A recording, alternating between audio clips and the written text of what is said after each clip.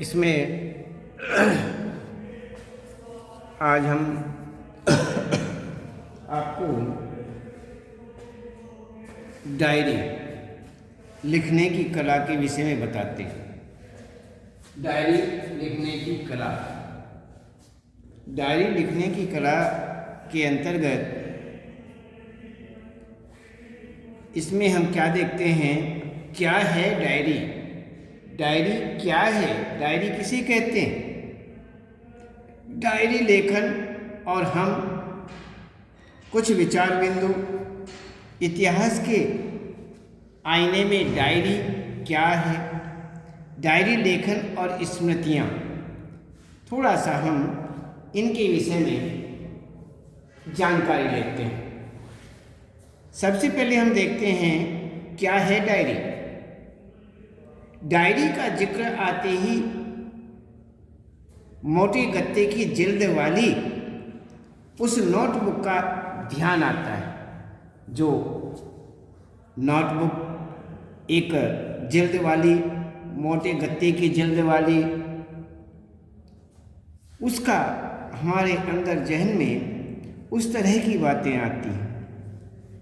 उस बुक का ध्यान आता है जिसके पृष्ठों पर साल के 365 दिनों की तिथियां क्रम से सजी होती हैं, वह डायरी। इसी प्रकार से हमारे मन में ये बातें आती हैं।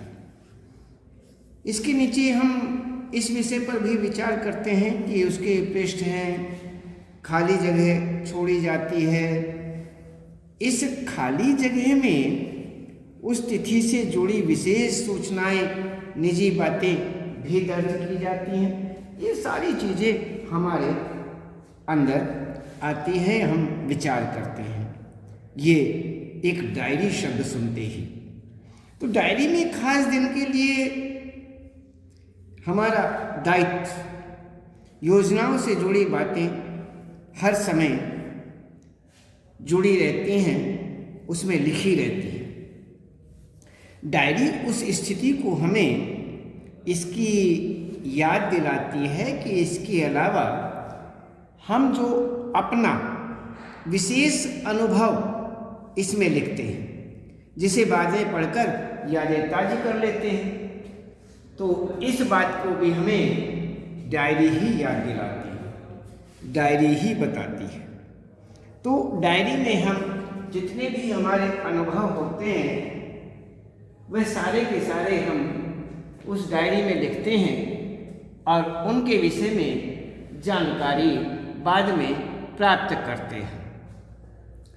तो डायरी लेखन के विषय में हम जानते हैं कि डायरी का जो आशय है वो दिन भर की जिन घटनाओं और दिन भर की जितनी गतिविधियाँ होती हैं, विचार होते हैं, उन विचारों से हम गुजरते हैं, जिनके पृष्ठ गुजरते हैं उन्हें हम डायरी के पृष्ठों पर शब्दबद्ध कर देते हैं, उन्हें हम लिख देते हैं।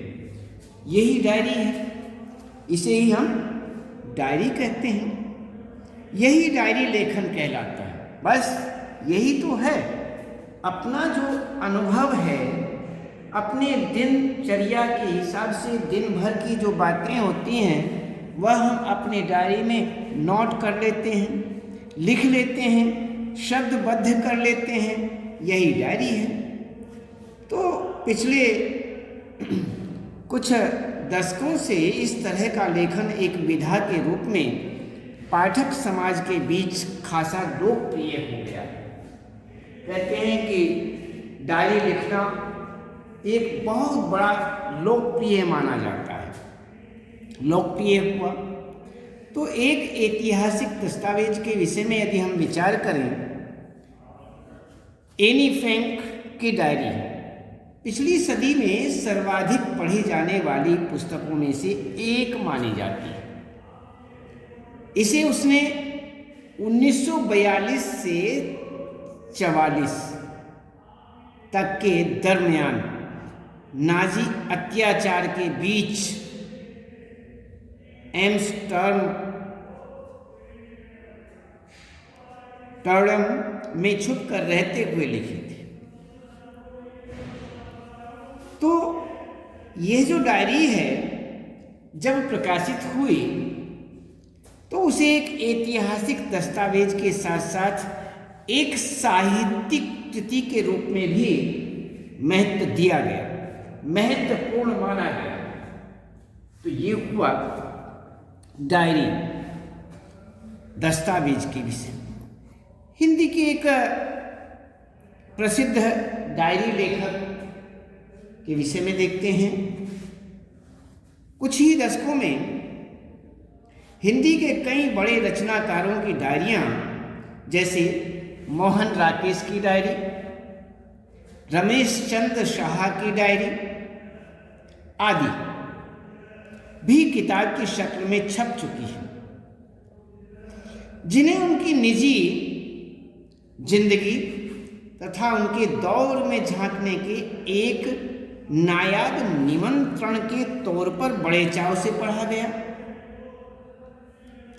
यात्रा वृतांत तो काफी पहले से डायरी के रूप में लिखे जाते रहे हैं। राम वृक्ष बेनीपुरी की, पैरों में पंख बांध कर राहुल सांकृत्यायन की, रूस में 25 मास सेठ गोविंद दास की, सुदूर दक्षिण पूर्व कर्नल सज्जन सिंह की लद्दाख यात्रा की डायरी, डॉक्टर रघुवंश की हरी घाटी इत्यादि और भी हैं। इत्यादि पुस्तकें यात्रा डायरी ही हैं। 19वीं सदी के 5वें दशक में मान लीजिए हिंदी के महान कवि विचारक गजानन माधव मुक्तिबोध ने एक साहित्यिक की डायरी लिखकर साहित्यिक समस्याओं से संबंधित अपनी उधेड़ गुण को उपयोगी पाठ बनाने का एक अद्भुत प्रयोग किया था। डायरी एक अलग साहित्यिक विधा है। डायरी कहानी, उपन्यास, कविता या नाटक की तरह पाठकों के लिए लिखे जाने वाली कुछ खास तरह की रचनाओं की विधा नहीं है।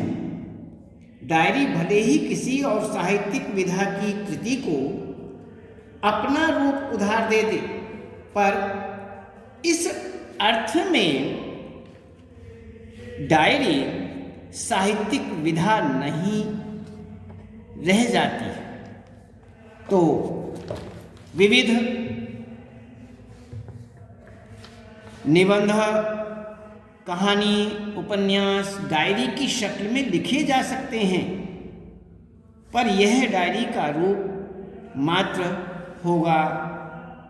उसकी अंतर वस्तु के आधार पर उसे डायरी नहीं कह सकते। तो इस प्रकार से यहाँ पर हमने आपको बताया कि डायरी एक साहित्यिक विधा के रूप में, तो डायरी नितांत निजी स्तर पर घटित घटनाओं और प्रतिक्रियाओं का लेखा जोखा माना जाता है। डायरी, हमने आपको बताया कि डायरी जो है नितांत निजी स्तर पर घटित जो घटनाएं होती हैं और अपनी प्रतिक्रियाएं होती हैं, उन प्रतिक्रियाओं का, उन घटित घटनाओं का लेखा जोखा माना जाता है। जो भी हमारे जीवन में घटनाएं घटित होती हैं, हमारी अन्य जीवन की प्रतिक्रियाएं होती हैं, वह हम डायरी में लिखते हैं और वही हमारी डायरी कही जाती है।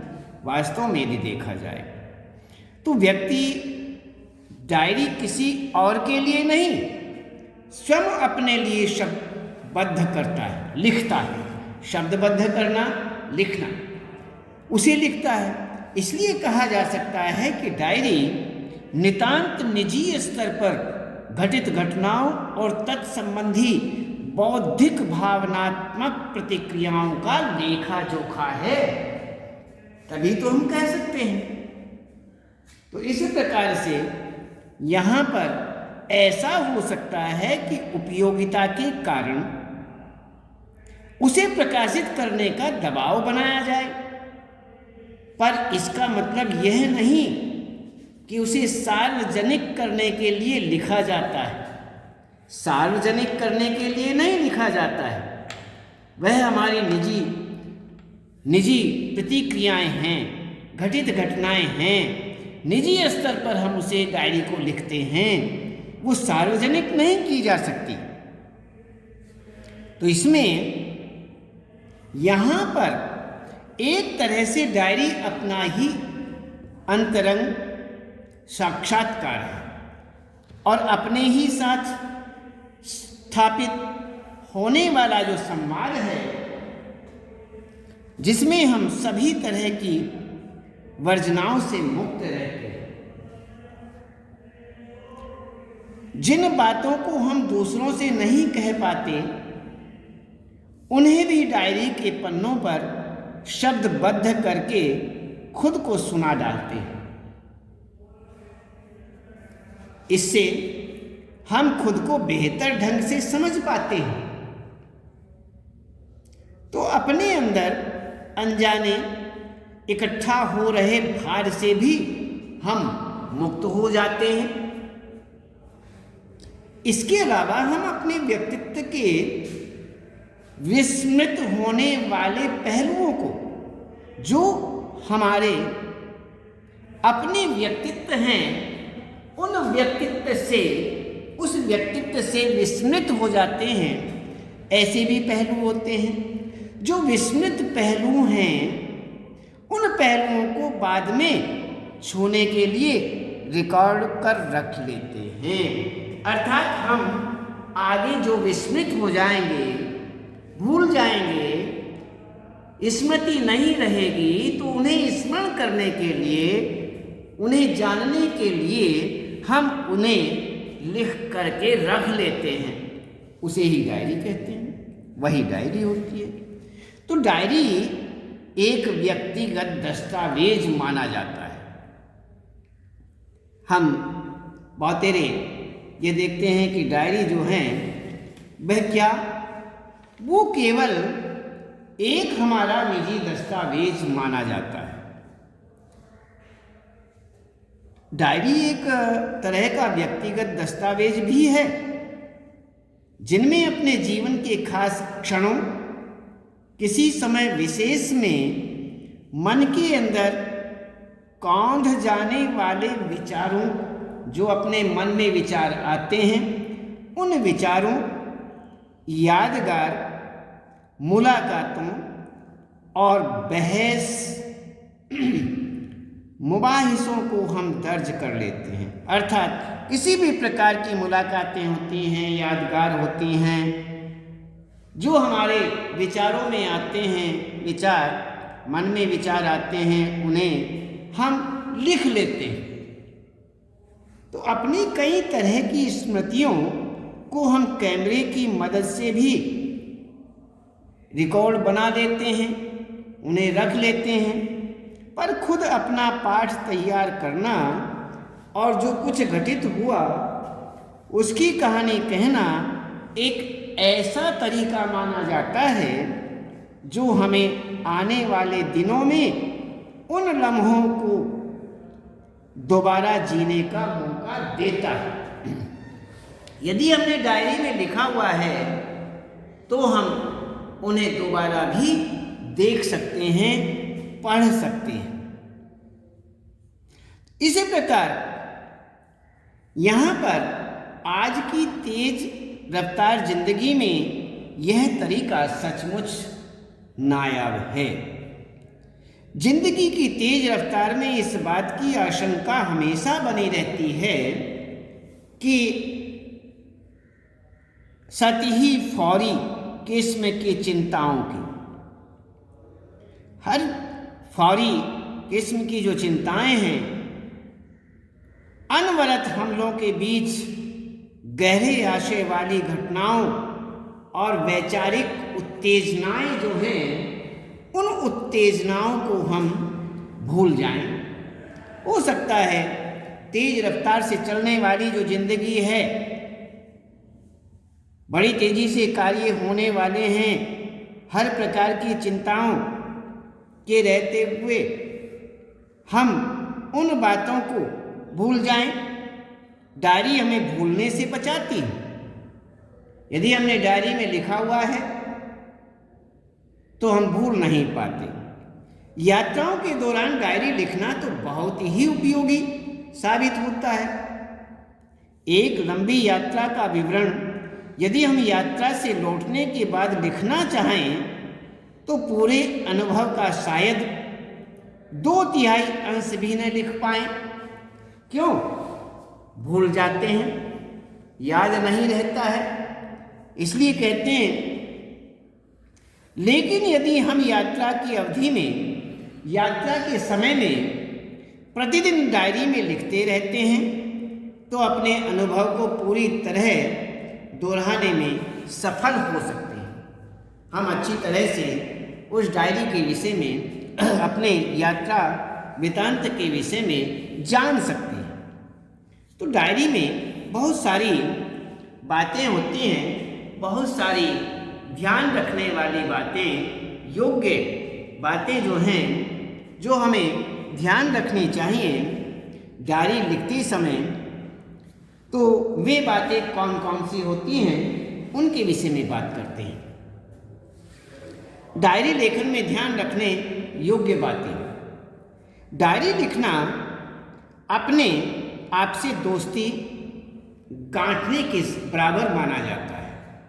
इसके लिए हमें निम्नलिखित बातों का विशेष रूप से ध्यान रखना चाहिए। हम इन बातों को विशेष रूप से यदि ध्यान रखें तो हमें डायरी लिखने में सरलता प्राप्त हो जाती है। तो डायरी किसी नोटबुक में या पुराने साल की डायरी में लिखना चाहिए। इसमें जो भी बड़ी तिथियां हैं, उन तिथियों की जगह नई तिथि डाल लेना चाहिए। जो अपनी निजी अर्थात वर्तमान की तिथि है, उन तिथियों को, उन तारीखों को हमें उसमें लिख लेना चाहिए, ताकि हम अपने विचारों को सीमित स्थान में ही लिखने के लिए बाध्य न हो। इसलिए तारीख हमें लिख लेनी चाहिए। हो सकता है हमारा एक तिथि के अंतर्गत जो पेज बना हुआ है, जो पृष्ठ बना हुआ है, उसमें हमारे विचार न आ पाए, उसमें हमारे पूरे विचार न आए, तो हमें सहज उसके विषय में लिख लेना चाहिए और तारीख, नई वर्तमान तारीख लिख करके ही हमें कार्य करना चाहिए। हो सकता है कि किसी दिन 2-3 पंक्तियां ही लिखना चाहें और किसी दिन हमारी बात 5 पृष्ठों में भी पूरी न हो सकता है। तो इसी प्रकार से हमें ध्यान रखना चाहिए। डायरी लेखन करते समय हमें हर तरह के बाहरी दबावों से मुक्त होना चाहिए।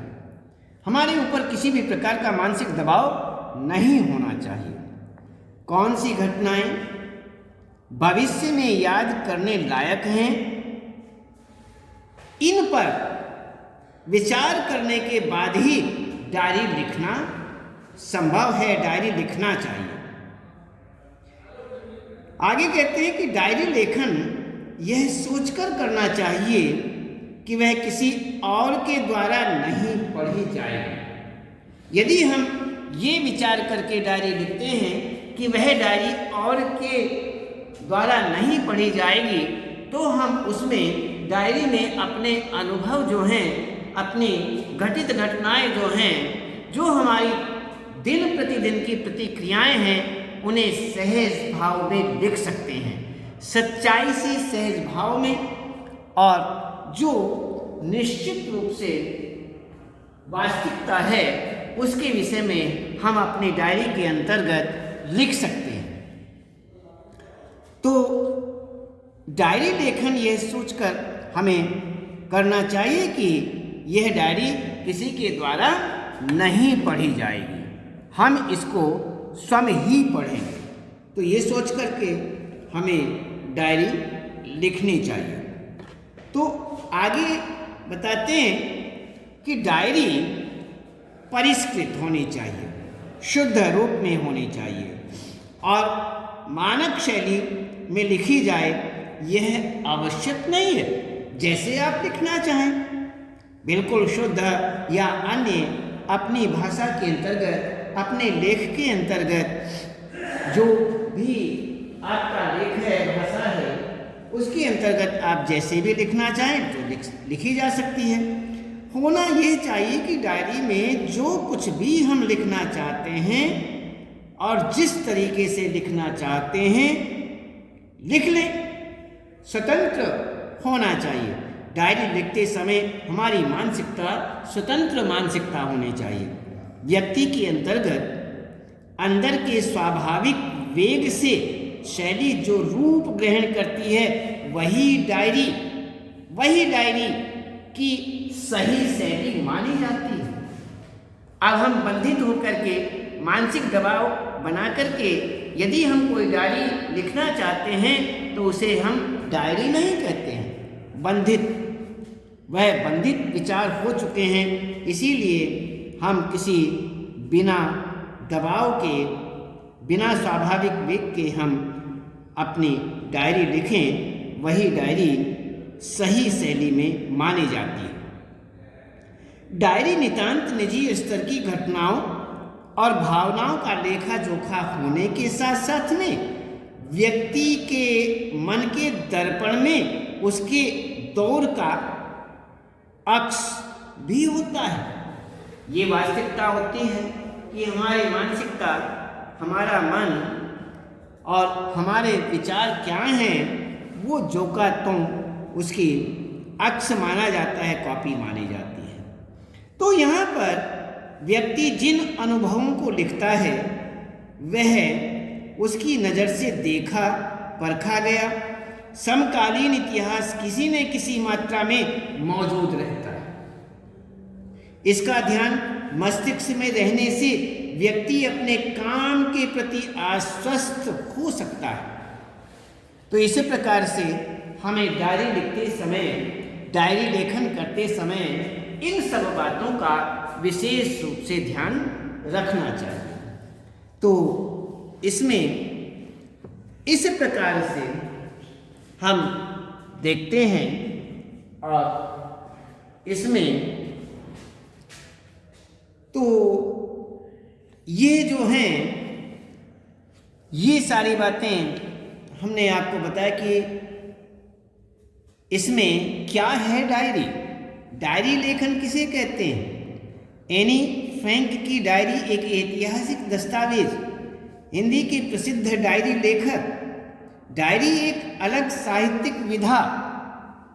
डायरी नितांत निजी स्तर पर घटित घटनाओं और प्रतिक्रियाओं का लेखा जोखा। डायरी एक व्यक्तिगत दस्तावेज माना जाता है। डायरी लेखन में ध्यान रखने योग्य बातें क्या क्या होनी चाहिए, इन सब विषयों पर हमने चर्चा की। और अब हम आगे देखते हैं। बहुत सारे प्रश्न डायरी के इस पाठ के अंतर्गत आते हैं और हम आपके पास में इन प्रश्नोत्तरों के विषय में आपके पास व्हाट्सएप करेंगे, ग्रुप पर भेज देंगे और इनको आप अच्छी तरह से नोट कर लेंगे। और ये जितने भी लगभग प्रश्न इस पाठ में बनते हैं वे हम आपको बता देंगे।